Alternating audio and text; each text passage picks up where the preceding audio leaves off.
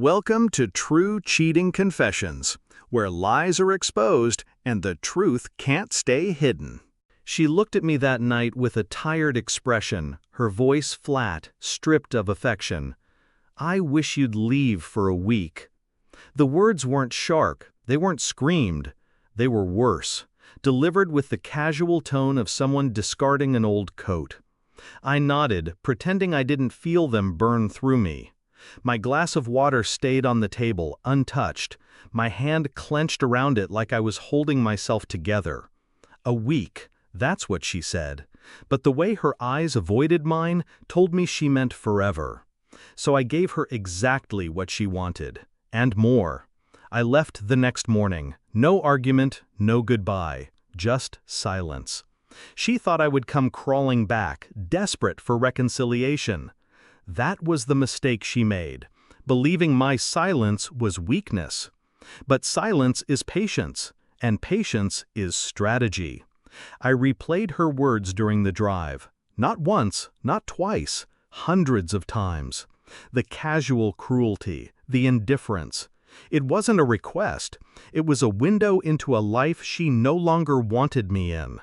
And if she no longer wanted me in it, who was filling the space? I began to notice the details she thought I never saw. The locked phone clutched to her chest at night.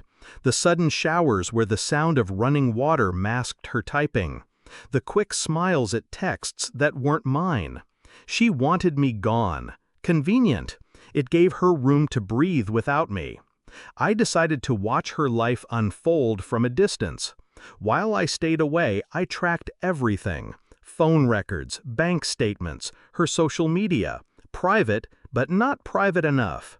I knew which nights she lied about working late, which mornings she left earlier than she needed to, and the name that kept appearing.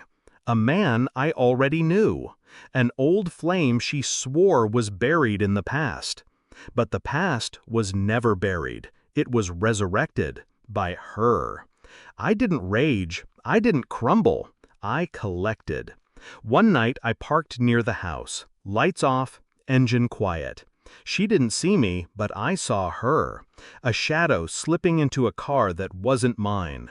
A man's voice greeting her with the familiarity of history rekindled.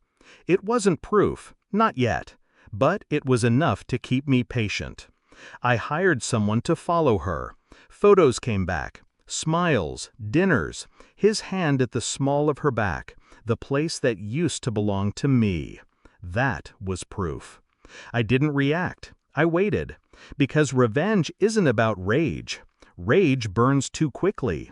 Revenge is about control. When I returned, she smiled at me like nothing had changed. Like I hadn't seen what I'd seen. Like I hadn't read her messages, studied her lies, watched her betrayal unfold piece by piece. "Glad you're back," she said.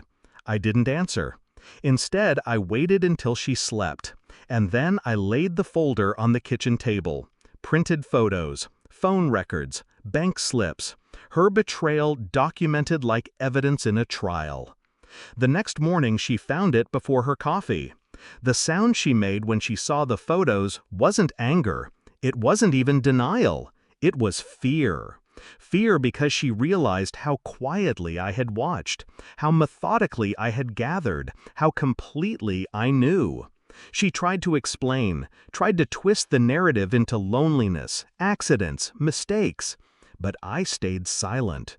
Her tears fell, but my face didn't shift.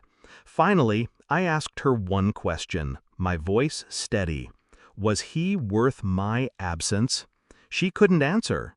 Her mouth opened, but nothing came. And that silence condemned her more than any confession ever could. I didn't throw her out. I didn't scream. I simply left. But this time, it wasn't for a week. It wasn't temporary. It was permanent. I packed with precision. Every drawer emptied, every belonging removed. I erased myself from her life, the way she had erased me long before I noticed. When she returned home, the emptiness of the house hit her harder than any words I could have said. No note, no goodbye, just the echo of her own request. She wished I would leave for a week. I left forever. People think closure comes with confrontation, with screaming, with final words thrown like knives. They're wrong.